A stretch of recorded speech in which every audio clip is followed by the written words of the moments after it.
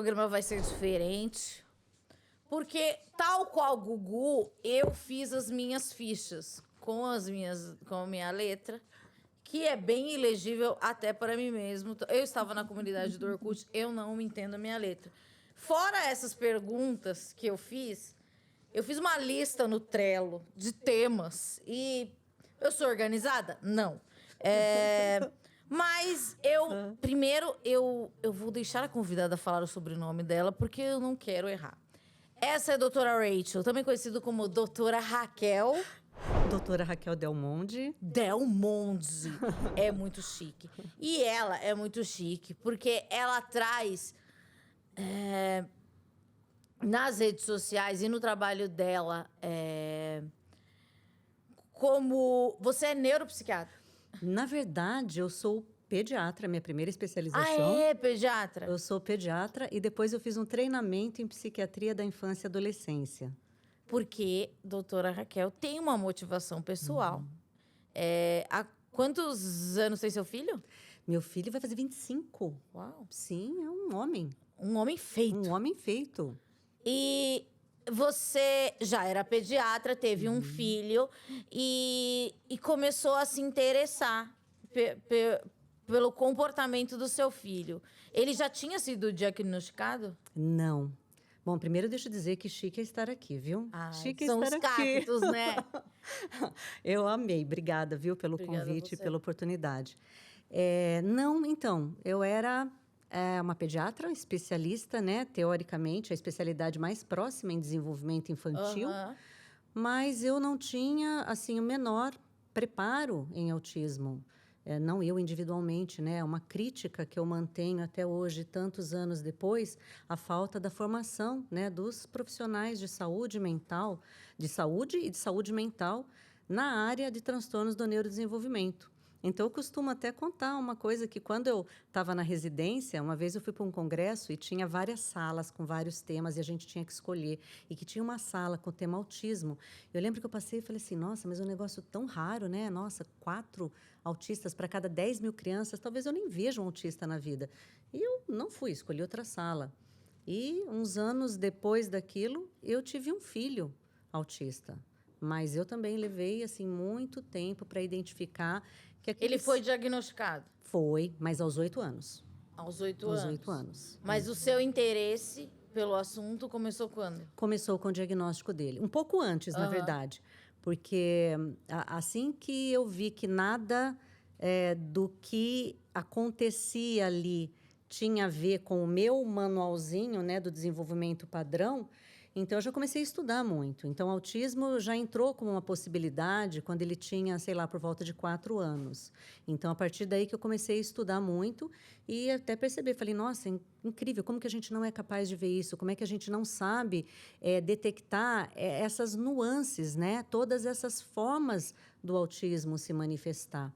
E aí, após o diagnóstico, aí realmente eu mergulhei mesmo, né, de cabeça nesse universo, tanto do autismo quanto dos outros transtornos do neurodesenvolvimento, então os transtornos de aprendizagem, o TDAH. E pouco tempo depois, aí eu decidi mudar mesmo o rumo da carreira. Eu fiz o treinamento em psiquiatria da infância e adolescência e comecei realmente a trabalhar só com neurodesenvolvimento.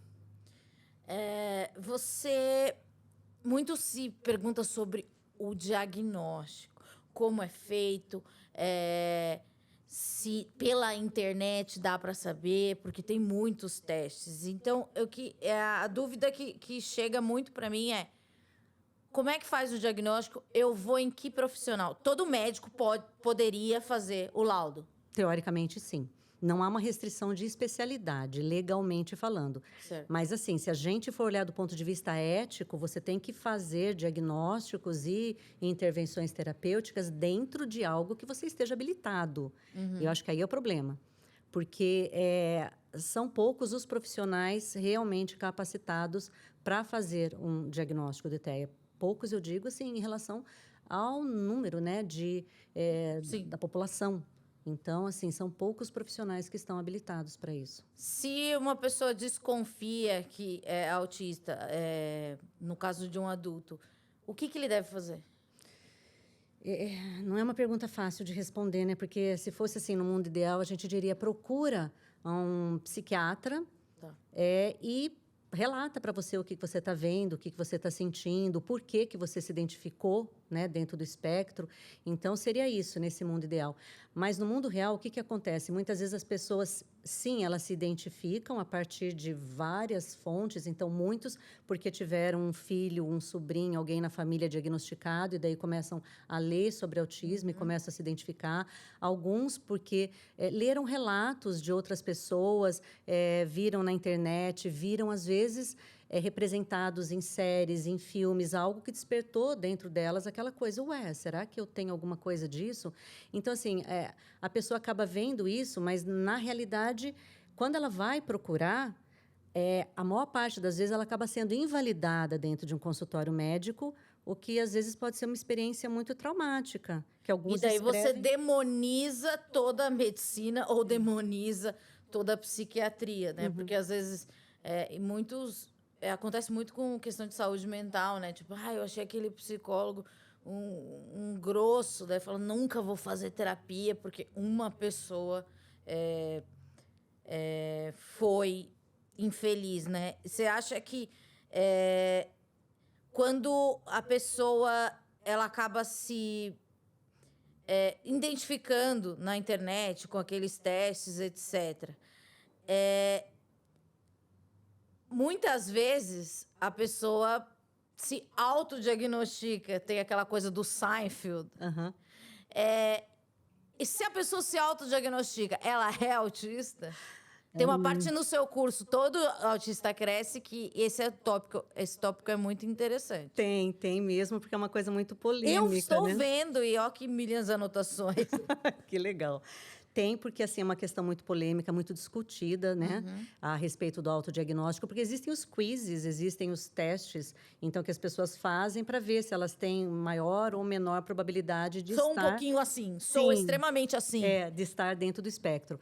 Mas o problema do autodiagnóstico, os problemas, né, no plural, eu acho que um deles é porque, por mais que a pessoa se identifique com determinadas características, ela não tem um conhecimento para fazer aquilo que a gente chama de diagnóstico diferencial, que é aquilo, por exemplo, se você vê na superfície o TOC, o transtorno obsessivo-compulsivo, ele tem algumas coisas que se assemelham àquelas coisas do comportamento mais rígido, às vezes a tendência, a ritualização, manias, tal, no autismo. E aí a pessoa pode se identificar com essas características que aparecem na superfície, mas ela não saber distinguir se é de uma coisa ou de outra. Então, ela pode acabar com um diagnóstico equivocado, parcial, ou mesmo, vamos supor, ela se identificou, ela é autista realmente, fez ali, se identificou com tudo, se sentiu abraçada e tal. Mesmo assim, não existe validade legal, não existe nenhum tipo de respaldo para um autodiagnóstico. Então, é uma coisa complicada. E a gente entende que parte do que acontece é justamente pela falta...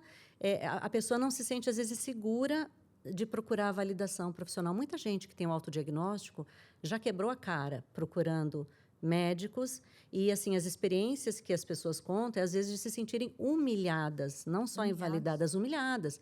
Porque, muitas vezes, existem médicos que quase dão risada da pessoa, tipo, mas como assim você é autista? Porque, olha aqui, você conversa, você casou, tem filhos, tem um emprego, e a pessoa não tem, assim, um conhecimento aprofundado para saber que nenhuma dessas coisas invalida o diagnóstico de autismo. Sim. Então, a pessoa, às vezes, não conhece as múltiplas camadas de invisibilidade do autismo, né? Que a gente fala que são múltiplas camadas, né? Então, ser mulher, a questão da superdotação, das altas habilidades, que podem também deixar, assim, indefinido, né? Essa questão da manifestação dos sinais. Então, quando o profissional não tem um conhecimento aprofundado, sim, muitas pessoas passam por experiências traumatizantes, humilhantes mesmo. Uma outra coisa que eu anotei aqui, hiperfoco. Muita gente fala, meu, hiperfoco é isso. Eu nem conhecia essa expressão, mas agora eu noto que todo mundo fala, né? É uma coisa meio... já é tipo gatilho quase, né? É uma coisa que as pessoas já estão falando. O que é realmente hiperfoco?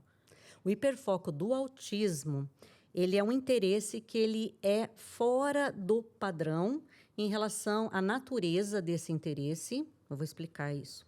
a intensidade ou a duração. Então, quando a gente fala da natureza, é porque, por exemplo, então tá todas as crianças ali interessadas num desenho X.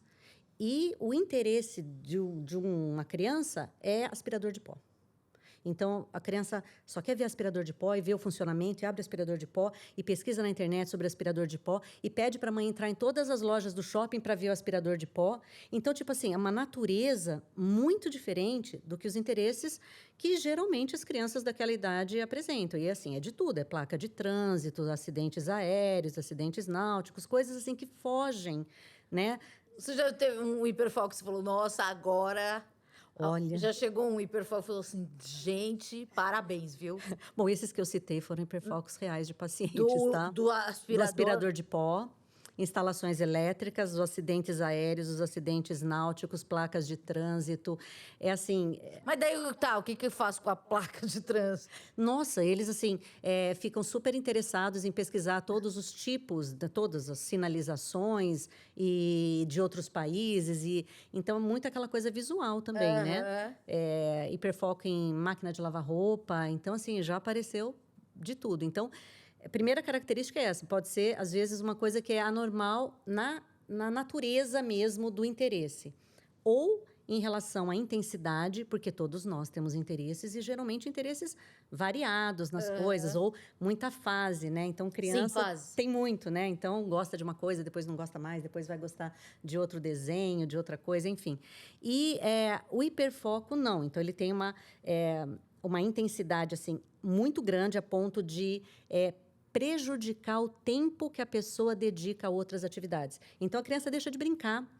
Às vezes, deixa de comer, não quer comer, tem que ser arrastado para almoçar, para jantar, porque não quer, perde o tempo de dormir. E, assim, eu estou dando exemplos de crianças, mas, assim, o hiperfoco na vida adulta, embora, às vezes, a gente não chegue a ver esse extremo, porque o adulto, às vezes, já aprendeu a lidar com isso, mas, muitas vezes, o hiperfoco atrapalha o trabalho da pessoa o dia inteiro, porque a pessoa, assim, ela está trabalhando, mas ela está tão alucinada para pesquisar do hiperfoco dela, e ela aproveita cada segundo e acaba atrasando o que tem para entregar, acaba fazendo mil coisas porque ela precisa pesquisar sobre o hiperfoco.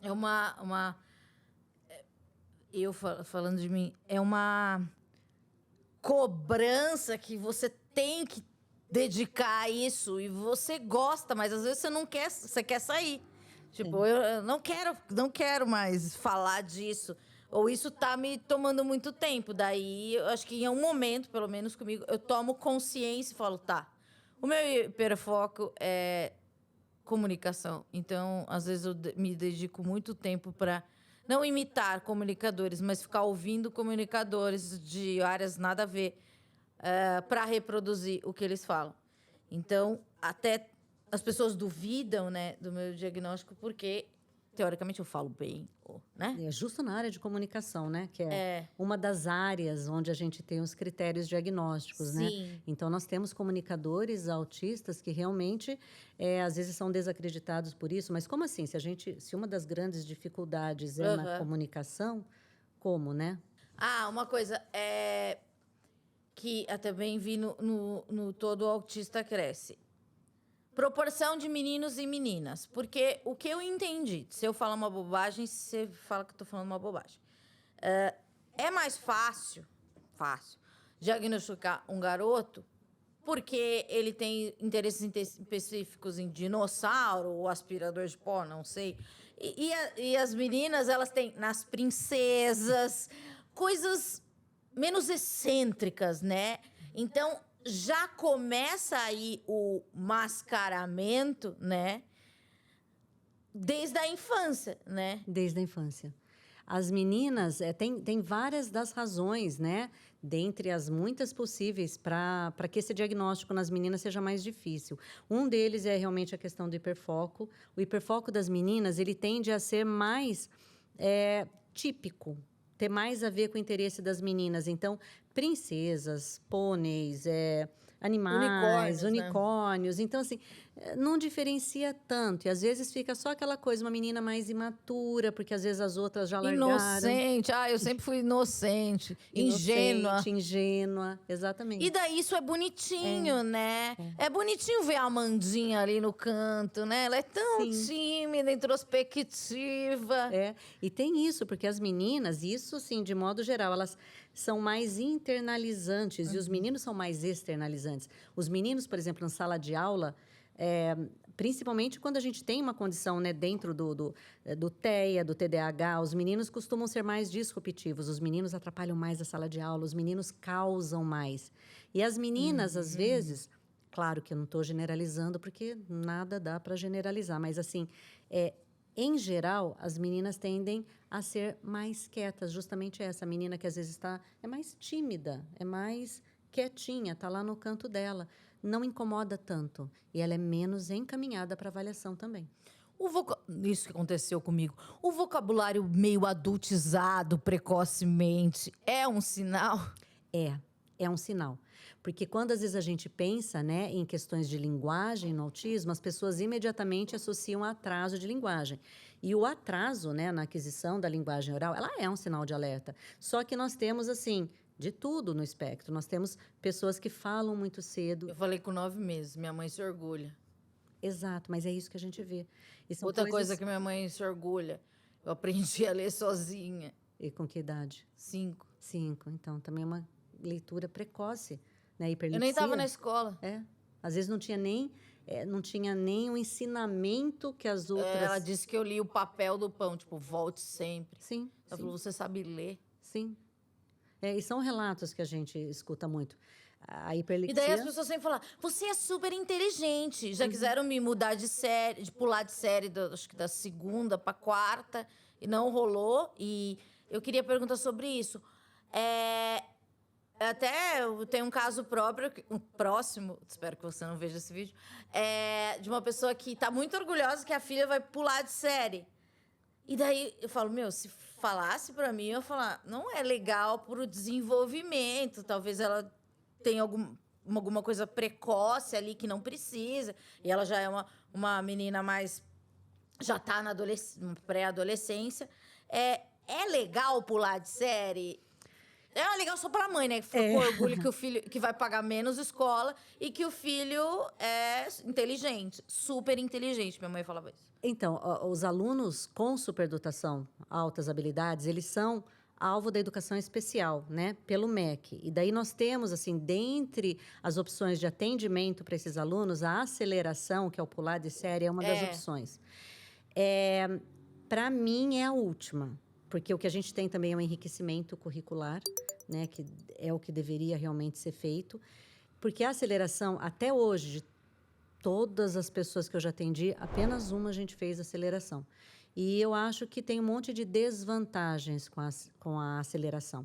Porque, às vezes, principalmente quando é o caso de dupla excepcionalidade, né? Quando a gente tem TDAH ou autismo com a superdotação. Porque, às vezes, a pessoa tem total capacidade intelectual de assimilar conteúdos das séries. Mas viver numa sala de aula é horrível. As pessoas tacam papel em você. As pessoas tacam giz no ventilador. E normalmente cai na minha cabeça. As pessoas são muito horríveis. Daí eu lembro, quando eu fui diagnosticada, eu lembrei que uma vez eu achava que o menino estava me perseguindo. Ele só estava me chavecando. E eu não interpretei de maneira certa, porque ele me olhava no olho de uma maneira muito intensa e eu falava, esse cara é um doido. E eu não entendi. Eu chamei a minha mãe para a escola e ele não entendeu nada e eu chorei muito. Por que eu contei isso? Não sei. Mas fica essa história. É sobre o ambiente escolar.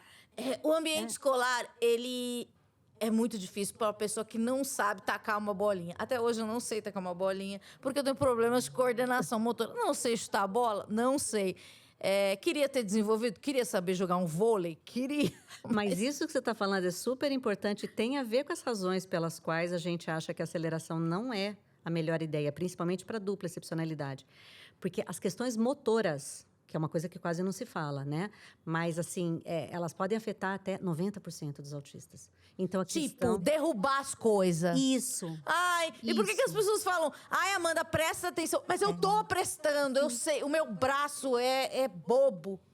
Mas essa questão de, tipo, ser estabanada, a questão, Estabanada. às vezes, da letra. Você acabou de mencionar, ai, minha Eu não letra, entendo a minha tal. letra. Ai, é sério? Sério, seríssimo. Seríssimo. Eu vou te contar uma coisa. Quando eu tava na escola, eu tenho a lousa, né? Eu copiava sem olhar. E daí eu sempre era a primeira a terminar, porque é muito rápido e sempre pressionando muito a caneta, né? E depois eu não entendia nada. Até hoje eu não entendo. Isso é uma coisa... Está totalmente relacionado. E é uma das coisas que provavelmente vai entrar Nossa, na isso eu próxima não sabia. classificação, sim. A questão ou do tônus, que daí é a alteração, que daí ou muito forte, que nem você está falando, aquela coisa parece que vai rasgar o papel, ou fraco demais, que às vezes a pessoa também não escreve, daí tem a ver com as alterações sensoriais, né, do processamento sensorial. A questão de cópia da lousa para alguns é um inferno. A questão de letra cursiva. Muitos autistas só escrevem em letra bastão, não vão aprender letra O cursiva. que é cursiva mesmo? A cursiva é aquela bonitinha? Não sei como A minha é fala. considerada o quê? Garrancho. Mas a sua é cursiva. Tá misturada, parece, mas... Né? Né? E daí... Nossa, agora eu fiquei até desconcentrada, porque eu não esperava isso da letra, porque a da letra sempre foi uma coisa que eu não entendia. Vamos lá. Então, seguindo aqui a minha pauta, né? Que eu sou uma pessoa que segue a pauta. Eu nunca tenho pauta, mas é com você. É uma especialista. Eu quero parecer muito, muito boa, entendeu? Mas você é. Ai, você tá falando isso porque você gosta de mim? Eu gosto. Eu também gosto de você. A gente vai falar uma coisa. Vou contar uma outra história aqui, muito importante. Você vai me explicar. Quando eu era criança, eu não queria que as pessoas me ligassem, porque eu odeio telefone. Eu odeio telefone. Eu odeio telefone. E daí o que eu fiz? Eu peguei... Não sei quem está assistindo já teve telefone fixo. Eu arranquei o fio eu arrancava o fio da tomada para ninguém ligar para minha casa. Só que daí eu falava para minha mãe, não, o que aconteceu? O fio? Nada, não sei. Ai, a minha mãe pode ver isso, né? Tudo bem. E várias vezes... Ai, meu Deus, que vergonha. Eu sei, eu estou ajudando as pessoas me expondo, mas isso é muito ridículo. Eu peguei o fio e daí ele tem tipo um como chama isso, sabe? Sabe o fio do telefone? Não tinha um negocinho assim? Tipo uma caixinha clipe. ali? É tipo um clipe. Onde você coloca... Você fazia assim, você dava uma apertada e colocava na caixinha. Então, eu arranquei o bracinho do clipe para nunca mais conectar. Daí, meus pais descobriam e trocavam o fio. Achavam que era só uma coisa mágica.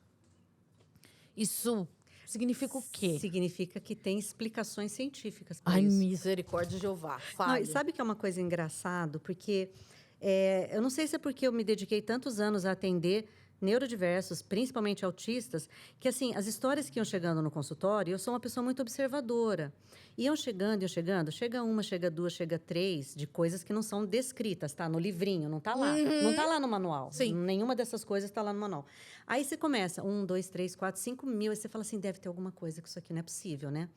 Falar no telefone era uma delas. Eu demorei anos até para escrever disso, porque muitas das coisas que eu acabei indo pesquisar e estudar veio justamente desses relatos, né, que chegavam. Sim. E do telefone era um deles. E aí, quando eu resolvi realmente pesquisar, ver se tinha estudos científicos aí na comunidade internacional, para minha surpresa, eu achei vários.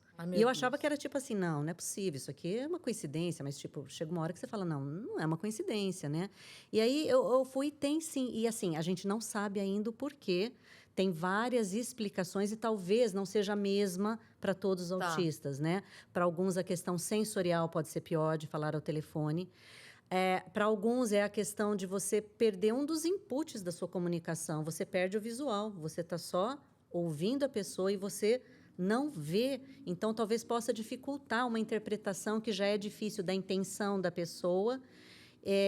Para algumas é a questão da falta de planejamento, Aquela coisa de você se sentir mais em controle, de Sim. uma ligação, às vezes você não sabe o que vai acontecer e é uma coisa que às vezes acaba sendo muito aflitiva. E talvez uma dessas coisas seja mais importante para uma pessoa do que para outra. Mas todas essas são razões, assim, que são estudadas para entender essa dificuldade. Então, se você não gosta de telefone aí, Vai você ali é mais checando. da escrita. Uma outra coisa que eu não entendia. Estou fazendo uma consulta aqui. A pessoa fala, oi, Amandinha. Eu vou falar Amandinha, porque sempre me chamaram de Amandinha. Não que eu goste, tá, Milena? Eu gosto, sim. Mas na infância eu não gostava. Porque eu achava que não era pra ser fofa. Eu não queria pra ser fofa. Eu queria ser Amanda. Mas hoje, Amandinha, beleza. Amandinha, oi, Amandinha, tudo bem? Eu falo, daí eu nunca entendia. Era pra eu falar tudo. Eu falava tudo péssimo, porque eu era rebelde. Mas... E daí eu achava, a sociedade é muito falsa. Porque todo mundo fala que tá tudo bem. Isso não é possível que só eu esteja mal e só eu tenho coisas horríveis para contar. Então, até hoje, já falamos sobre isso. Quando alguém me manda oi, tudo bem no WhatsApp, eu falo, será que essa pessoa realmente quer saber como tá o meu dia? Será que isso é uma deixa para eu responder? Ou é apenas uma coisa protocolar? Aprendi que é protocolar, ninguém quer saber na minha vida. Vocês estão perdendo porque eu tenho muito sofrimento interno, tá, gente? Tenho muita coisa para contar. Na minha vida só acontece coisa ruim, principalmente na minha cabeça. Essas mentirinhas, né, que você fala no Todo Autista Cresce. Por que a gente não gosta disso? Eu acho que o cérebro do autista ele tem um funcionamento assim mais direto do que no neurotípico, porque se a gente for pensar todas essas convenções sociais, porque isso é uma convenção social, realmente, quando a pessoa pergunta, e aí, oi, tudo bem? Ela não quer que você responda de verdade, é só para você responder tudo bem, você. Falsos. Não é para responder, né? Então, mas assim, é para você perguntar, de qualquer maneira, faz parte daquela coisa de boas Teve maneiras. uma fase que eu falava, oi, tudo bem? Daí eu falava tudo, porque eu não queria saber se a pessoa estava bem ou não. Eu falava tudo, perguntou de mim, tudo. Você evitava o e você, né? Lógico. E eu treinava muito. Sim, mas isso e a questão do small talk, que é aquela coisa de Elevador, uma sala de espera, que você tá aquele silêncio constrangedor e daí você, né, fala aquela observação que você não quer saber a opinião da pessoa. Ai, nossa, tá mudando o tempo hoje, né? Olha a chuva que vem, sei lá, coisas, enfim, qualquer coisa para quebrar às vezes um silêncio, porque assim, é uma convenção social de que nós temos que ter esse tipo de polidez com as pessoas. E tantos outros hábitos que a gente tem, né? E que às vezes variam de região para região. Tem região que você encontra, tem que dar um abraço, um beijo, 2 beijos, 3 beijos, que são convenções. E essas... Eu não sabia dar beijo, as pessoas dar beijo de oi. Eu só encostava a cara. Daí me falaram, depois de adulto, você tem que dar um beijo no ar. Eu falei, qual a lógica que dá um beijo no ar? É isso mesmo. É isso mesmo. E por isso que, às vezes, para o autista é tão difícil aquela coisa de você chegar numa festa, numa reunião social, e você ter que exibir todo o seu arsenal, né? De boas maneiras, né? De saber o que tem que fazer, cumprimentar todo mundo, o que falar, como falar, para você ser agradável, né? E essas regras, essas normas, e que são ocultas, que nem você está falando. Exato. Te falaram, às vezes, depois de adulta, né? Porque algumas, tudo bem, mãe e pai... Se alguém me falam, falasse, né? eu ia saber, mas parece que todo mundo aprendeu e eu não passei nessa aula, sabe? Sim, é bem aquela coisa que a gente fala, mas parece que todo mundo teve um manual, menos a pessoa, né? Porque algumas coisas, às vezes os pais falam, então aquela coisa, você chega lá, vai cumprimentar sua avó, pergunta de não sei o quê. Fala com ela. Fala com ela. Então, assim... Dá beijo na tia. Pede, por favor. Fala obrigado. Então, tem coisas assim que você... Sim, tem uma instrução direta. Exato. E tem coisas que, assim, é uma aprendizagem que, assim, é implícita, né? Todo mundo, às vezes, vai aprendendo por frequentar determinados ambientes e, às vezes, aquela pessoa, como não foi uma coisa explícita, ela não aprende. E, então, por isso que é tão difícil e também porque não faz sentido para ela. Se a gente lembrasse que essas normas todas são criadas por uma sociedade, né, na maioria neurotípica, então não faz sentido para algumas pessoas. Eu anotei aqui, Desinteresse e grosseria. Vou outro dado da minha vida. Eu não sabia, mas uma vez um amigo me falou: Amanda, quando eu estou em ambientes sociais, você só fala sobre os assuntos que você se interessa. Quando você não se interessa, você desliga e fica, sabe, sozinha. Por que eu vou fingir interesse numa coisa que eu não gosto? Eu vou parecer, nossa, que legal. Eu não consigo entender por que as pessoas fazem isso. Por que as pessoas fazem isso e por que é difícil? Então, aí eu acho que é uma diferença que é crucial e que pouca gente entende o que é comunicação social. Era esse tópico que eu queria entrar. Porque comunicação é você passar uma mensagem, receber uma mensagem, ok. A comunicação social é quando você usa a comunicação para se relacionar com a pessoa. Sim. Então, às vezes, são exemplos que a gente dá. Se você vai lá no balcão da lanchonete, eu quero tal lanche, quanto é, tal, você se comunicou. Não foi uma comunicação social. A comunicação social é aquela que tem o propósito de estabelecer uma relação. E tem algumas coisas que parece que vão só para o social, que é a questão do small talk, que é a questão que parece que tem um propósito, vai perdendo de comunicação em si. Que é o que você está falando, eu não tenho interesse exatamente naquilo, em receber essa mensagem, eu não tenho esse interesse. Mas, assim, vai para o social, tipo, de coisas que as pessoas convencionaram que é legal você fazer. Porque todo mundo, às vezes, tem que fingir interesse em algo que outra pessoa está contando, né? Quando não é do interesse. Eu acho só que os autistas são mais sinceros e diretos nesse ponto. Às vezes até rudes e grosseiros. Tem aquela coisa da entonação. Já foi ressaltado muito na minha vida que eu faço inflexões diferentes. O que é isso, essas inflexões? Essa ênfase em palavras que você acha que não vai dar a ênfase, ela não é esperada. O que é isso? E falar alto também. Vamos lá. Então, vamos lá. Quando a gente fala de linguagem, ela está dentro da comunicação. E no autismo, nós temos alterações em vários dos níveis da linguagem. São vários, né? Então, tem o nível fonológico, começa daí, que é essa questão de som, por isso que a gente tem, às vezes, o atraso de fala, nós temos, assim, várias dificuldades. Nós temos o nível de atribuir significado às palavras, nós temos o nível pragmático, que é aquele de você dar um contexto para aquela sua fala, numa determinada situação, de estar de acordo com o ambiente. E tem uma questão que é a prosódia, que é isso que você está falando. Então, não só o que a gente fala, mas a velocidade, o tom de voz, tudo isso, às vezes, você muda o significado do que você está falando. E aonde você põe a ênfase, você altera totalmente o significado da frase. Sendo até, às vezes, aí justamente que a gente identifica o que é sarcasmo, ironia. Sim. A pessoa fala uma frase quando ela quer dizer exatamente o oposto daquilo. E como é que você identifica? Pela prosódia da pessoa. Então, as alterações de prosódia, elas são muito comuns dentro do espectro. Porque é uma das alterações de linguagem que a gente tem. Eu nunca ri de piada. E daí falava, nossa, como você é chata, não sei o quê. Mas hoje eu acho porque eu não entendia. Porque quando uma pessoa tem uma inflexão de humor, que parece uma ironia, sarcasmo, por isso que eu acho que também eu gosto mais dessa linha do sarcasmo, porque eu entendo. Se você me contar uma piada, eu vou falar, tá, mas o que tem a ver? Porque não faz sentido. Outra coisa que eu sempre me senti muito burra. Poesia. Se a poesia é muito... não tá, tipo, sei lá, não fala que tá... fala uma coisa visual que eu tenha que interpretar, se é uma coisa assim mais... sei muito lá, subjetiva, muito. Exato. É. Eu sempre me senti burra na escola, porque, tipo, cara, mas... Aí, de novo, vem aquele modo muito direto, né, do cérebro autista, o entendimento literal, que é uma das características. Eu lembro uma coisa que...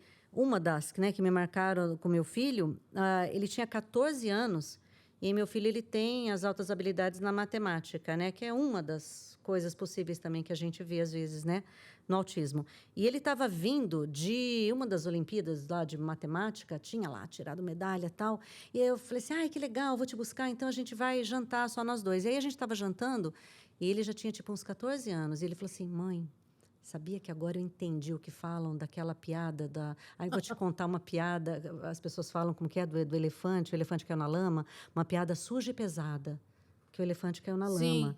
Então, é piada de criança falar. E ele estava entendendo daí com 14 anos, eu não sei quanto tempo ele ficou com aquela piada na cabeça para entender que a piada... Vou te contar a piada suja e pesada, o elefante caiu na lama.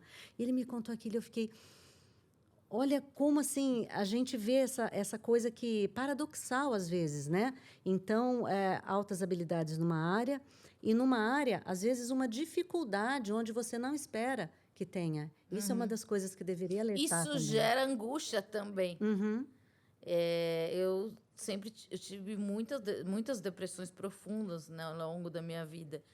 E ter o diagnóstico me deu uma resposta, né?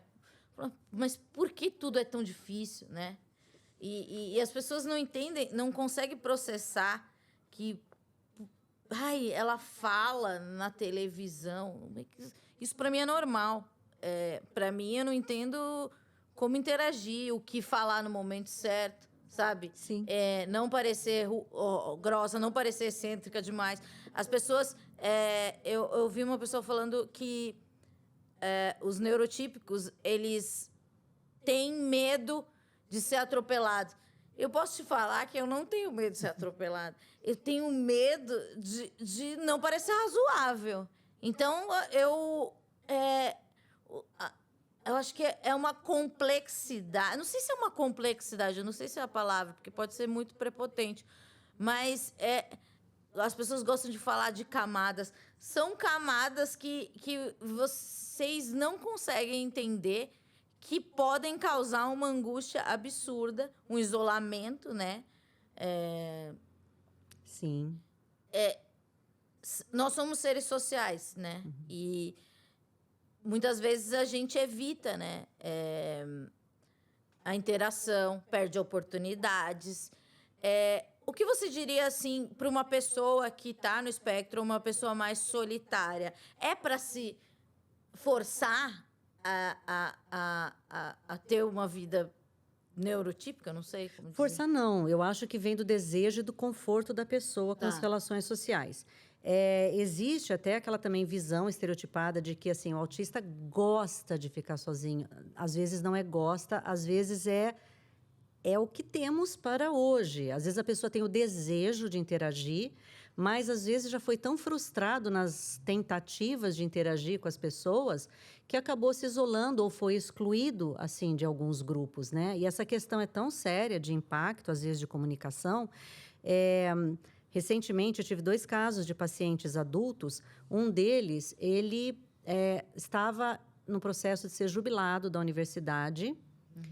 E, com o diagnóstico, a gente conseguiu reintegrar ele na universidade com coisas assim, absurdamente simples. Por exemplo, a permissão para manter aula online, que era um fator para ele importante. A presença na sala de aula era fonte de um sofrimento absurdo.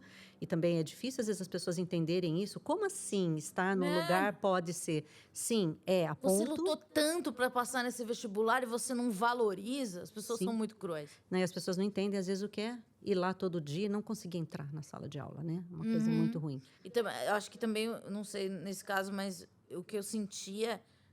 Outra coisa também... necessidade de sair da sala de aula, tal, porque me deixa muito nervosa. Sobrecarregada.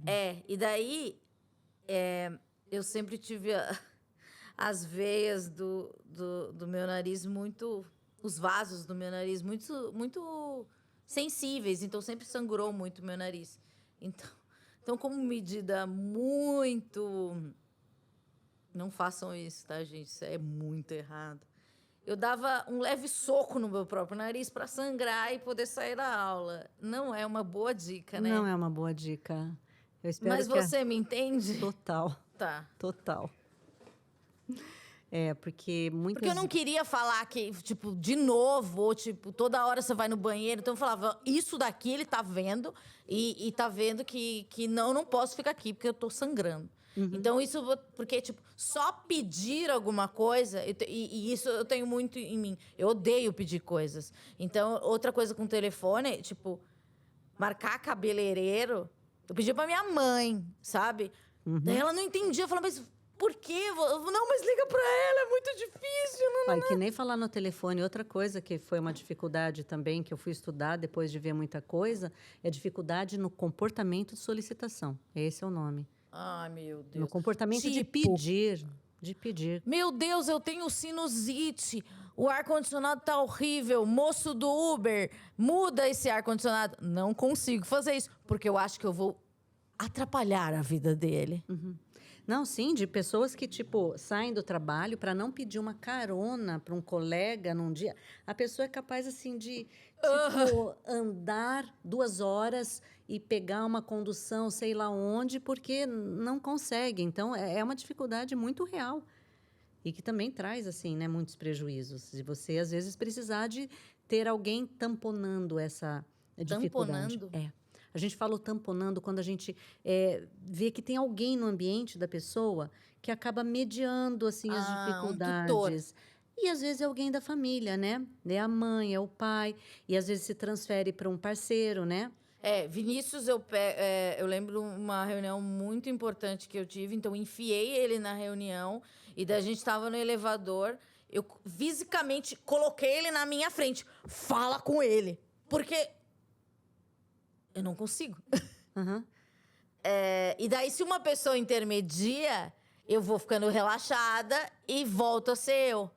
Porque eu não sei se é hiperestímulo, mas é uma coisa que Como se fosse uma trava mesmo. como se fosse uma trava.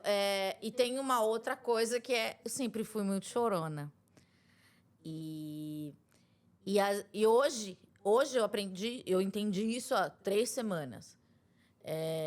Eu choro porque eu consigo colocar em palavras, de maneira muito simples, o que eu tô sentindo. Eu sou muito direta e clara, imagino. Talvez não.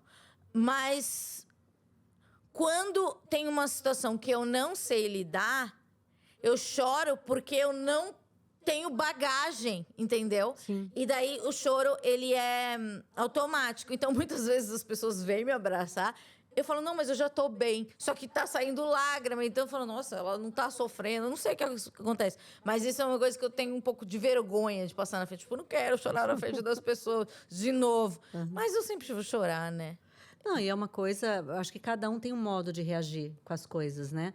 E às vezes é bem isso que você falou, essa questão do repertório, e vem até um pouquinho atrás que você perguntou da questão de forçar nunca, né? Forçar nunca ninguém a ser o que não é, a agir de uma maneira que não queira. Mas dentro da necessidade de cada um de navegar a vida, porque às vezes a gente precisa, né, dessas relações para navegar o dia a dia. Então, dentro dessas necessidades e do conforto de cada um, o que a gente fala é que a gente quer dar as ferramentas, daí para a pessoa usar à medida do desejo dela, as ferramentas dessa comunicação num mundo neurotípico. Então, pelo menos saber, olha, costuma-se fazer isso, isso, isso. Ou nessa situação, você pode agir assim, agir assado, dessa maneira. Então, você dá ferramentas para que a pessoa use conforme sua necessidade, seu desejo, enfim. Esse é o objetivo até. E um tópico também que é muito interessante, teoria da mente. O que é teoria da mente? Eu fiquei muito interessada. É uma coisa muito legal, eu acho. Eu acho que é o meu próximo hiperfoco. Teoria da mente é uma capacidade que a gente tem de atribuir estados mentais a nós mesmos e às outras pessoas. Ela é uma coisa, uma habilidade que ela começa a se desenvolver na infância, mas vai a vida toda. E ela vai ficando mais complexa à medida que a gente se desenvolve. Então, por exemplo, entrei num lugar, a teoria da mente é eu imaginar, porque isso é uma coisa de eu pressupor o que as pessoas naquele ambiente esperam de mim ou o desejo, a necessidade de outra pessoa, baseado só no que eu estou vendo, e entender a expectativa. Então, é aquela coisa, por exemplo, você chega, está na minha casa, você comenta, nossa, tá friozinho, né?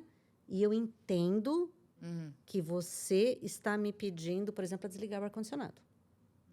Eu entendo que você tem essa expectativa.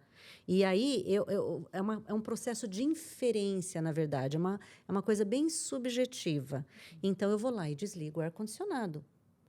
É uma coisa de você estar toda animada, toda alegre, esperando uma amiga chegar. A hora que essa amiga chega para te encontrar, ela está com o semblante fechado, ela está, assim, muito triste. Você ainda não sabe o que aconteceu, mas pela linguagem não verbal, pelo como ela se manifesta, você usa a sua teoria da mente. Deve ter acontecido alguma coisa muito ruim. E você vai usar essa informação para modelar o seu comportamento. Você que estava toda animada, você vai chegar perto dela e falar: o que, que foi?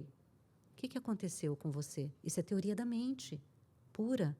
Porque você está usando aquilo que você vê, o que você está lendo, para inferir o que aquela pessoa está sentindo. E isso, assim, na verdade, está muito na base das relações sociais. A gente age muito também em reação às expectativas das pessoas. Outro tópico é hipersensibilidade ou falta de. Eu acho que no meu caso é hipersensibilidade. Hiperempatia também. Que você vai me contar a sua coisa, eu vou sentir. E eu gosto de sentir. É uma dor gostosa. Não que eu quero que você sofra, mas é uma coisa que eu retroalimento. Hipersensibilidade à luz. Eu não consigo ficar com o olho aberto na praia. E é muito branco a praia para mim. Aí você usa óculos. Sim. E depois, agora não, tipo, agora eu me aceito usando óculos em shopping, ou Mesmo... porque eu achava que as pessoas vão achar que eu sou uma idiota, né? E uma vez... deixa pra lá. Essas hipersensibilidade ou falta de sensibilidade, falta de empatia, tipo, você não entende, você não processa. Tem a ver com a teoria da mente também? Não diretamente. A parte sensorial, aí ela vai num negócio à parte que a gente chama de transtorno do processamento sensorial, quando são os estímulos, então visão, audição, tato, paladar e os sentidos internos que a gente tem, né? Que é esses que trazem informações de dentro do corpo da gente. A gente não tem só 5 sentidos, né? Não. Nós temos esses 5, né, que a gente vê, né, na escola. Daí nós temos mais 2 que são principais. Uma é a propriocepção, que traz informações do teu corpo. Então, por exemplo, dor... Sim, né? Aí a gente entra na interocepção, que é uma das modalidades disso. Dor, a sensação de fome, de sede, que eu preciso ir no banheiro, que eu preciso fazer xixi. Essas sensações que vêm do corpo da gente. Mas não só isso. É do nosso lugar, no espaço, no mundo. Se eu fechar o olho agora, eu sei direitinho dizer que minha perna está cruzada em cima disso. E, na verdade, a gente não percebe, mas a gente usa isso para tudo, para estabilizar nosso campo visual, para fazer tudo que a gente faz no dia a dia. E isso pode estar alterado também. Então, muitas das dificuldades, às vezes, por exemplo, de participar de um esporte, de alguma coisa, vem dessa parte sensorial, né? E tem outras partes também que pode dar essa dificuldade. Então, tem essa parte sensorial, que é uma. A da empatia é outra. Ela vem de... Não é tão relacionada à teoria da mente, não são a mesma coisa, porque a empatia, ela tem a ver com a empatia emocional, que é isso que você falou de sentir, que é você, às vezes, sentir como se você estivesse vivendo a situação que a outra pessoa está vivendo. Eu me imagino... Se você falar, se imagina com um diagnóstico de câncer agora, eu sei o que eu vou fazer. Porque eu já imaginei 1000 vezes e fiquei chorando sozinha. Você sentia aquela dor. E às vezes é isso, é você sentir mesmo assim uma dor do outro. E aí que a gente fala também que das visões estereotipadas que as pessoas ainda mantêm do autismo é tipo, autistas não têm empatia. Claro que tem empatia. Muitas vezes o autista manifesta de uma maneira diferente a empatia, porque isso chama a atenção das pessoas. A maneira que o autista lida com luto, por exemplo, é uma das maneiras que as pessoas, às vezes, não entendem aquilo como uma manifestação de dor, porque pode ser diferente do neurotípico, pode ser um entendimento mais natural do que o neurotípico. Não tão, às vezes, dramáticos. Os neurotípicos têm também muito do que se espera das pessoas em relação àquele momento. E, às vezes, o autista, ele vai viver de uma maneira diferente e não exibir a mesma reação, por exemplo, de dor, né, que a sociedade espera.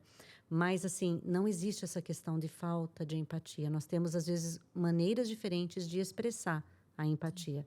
E, às vezes, a gente vê alterações, né, os estudos científicos, na empatia cognitiva do autista, que não é emocional. É um assunto complicadíssimo. A gente faz uma outra série sobre isso. Você falou do sétimo sentido? Não. Qual é o sétimo sentido? Olha, varia muito assim do autor o que ele considera como outro sentido, né? Além desses 5 dos 5 que a gente, né, costuma ver, tem esses 2 principais, que é a propriocepção e o vestibular, que é do movimento. Vestibular, detesto vestibular. Chama vestibular isso aí, né? Esse sentido.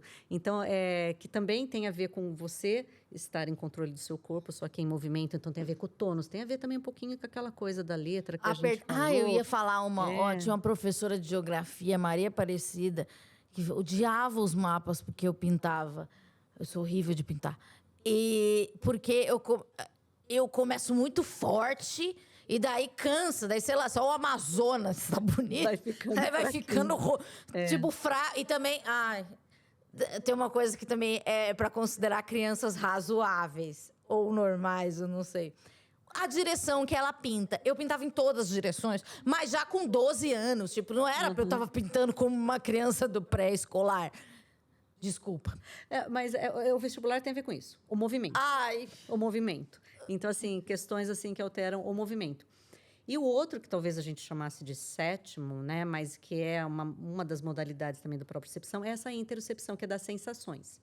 Que também a gente, por exemplo, tem muitos autistas que não sentem, não tem da mesma maneira a sensação de sede, fome e tudo. Então, eles contam que, às vezes, tipo, chega no fim do dia, tá se sentindo super mal. Não sabe interpretar. E daí, às vezes, vai lembrar, nossa, eu não comi hoje, mas não tem exatamente aquela sensação de fome. Então, isso é um problema também.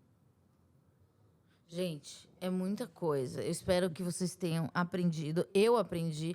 Me senti, talvez, um pouco mal, porque eu falo... né? A minha vida foi dura. Mas eu não quero que a vida de ninguém seja dura. Por isso, estamos aqui para facilitar a sua vida. E doutora Raquel Rachel, maravilhosa, ela tem um movimento, um curso, uma filosofia, não sei, uma causa que é todo autista cresce. O que é isso? Porque quando você pensa em autismo, você pensa naquele menino do dinossauro, no canto, não sei o quê. Não verbal. Mas esse menino, assim como eu, que também fui uma criança quietinha, a gente cresce, a gente tem uma vida. E tudo do universo do autismo é muito infantilizado, né? Sim. E até a cor é azul, né? Porque, teoricamente, os meninos são mais diagnosticados. O que é o Todo Autista Cresce? E eu queria muito agradecer, porque é importante demais. Ai, que legal. O movimento Todo Autista Cresce nasceu disso mesmo, dessa percepção que eu fui tendo ao longo da vida, de que tudo estava, assim, não tudo, aliás, o pouco que nós temos, porque ainda é pouco, né, perto da necessidade, mas o pouco que nós temos é para criança. Isso em termos de formação profissional para atender criança, em termos de serviços, em termos de atendimento no geral. E aí, o que a gente vê quando esse autista vai crescendo? Acabou o ensino médio, às vezes não tem para ir, não tem para onde ir, não tem serviço mais que aceite esse autista. A fono dá alta porque fala, não sei mais exatamente o que fazer. A TO dá alta, o psicólogo fala, o que eu vou fazer agora? E a pessoa fica assim, sem ter um rumo. E os autistas crescem, entram na vida adulta, vão caminhar pela vida adulta até a velhice. Então, assim, esse movimento nasceu dessa percepção de que a gente precisa entender o autismo na vida adulta e nós precisamos ser capazes, enquanto sociedade, de ter suportes, acomodações nos ambientes reais. Então, não é só ali no fundamental, é até a pós-graduação, até o final da pós-graduação, é nos ambientes de trabalho, nos ambientes sociais que as pessoas frequentam. Então, veio dessa percepção e visa chamar a atenção mesmo das pessoas. Vamos olhar para os adultos, porque o autista cresce, então vamos olhar para os adultos. Doutora Raquel, muito obrigada pelo seu trabalho, muito obrigada por ter aceitado o convite, muito obrigada por você. Eu sempre lembro das pessoas que falam comigo. Você também foi muito solícita para mim e eu me senti muito especial, sabe? Porque eu falei, nossa, ela falou, não, o que eu tô aqui, sabe? E isso para mim é o mais importante, né? Isso para mim é empatia de verdade, né? Se preocupar com outros sem fazer o tradicional tadinha ou vem aqui me dá um abraço. Não é sobre isso. É sobre estar